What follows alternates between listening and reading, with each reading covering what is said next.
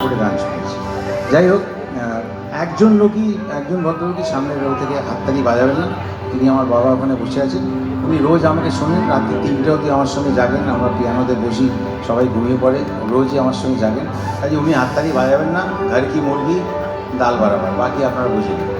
পরের গান, কিছু ভালো গান গেইনি, কারণ যদিও আপনাদের খুব ভালো ভালো সব নাচের গান শুনেছি, আমি বাইরে থেকে শুনেছি। তো আমি কিছু ভালো গান আগে গেইনি, নাহলে পরে আর গাইবার সুযোগ পাবো না।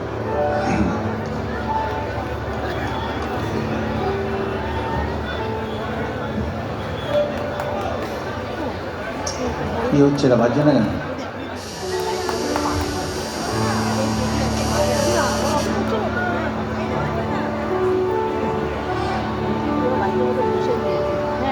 খালি এই পাশ থেকে সাউন্ড আসছে।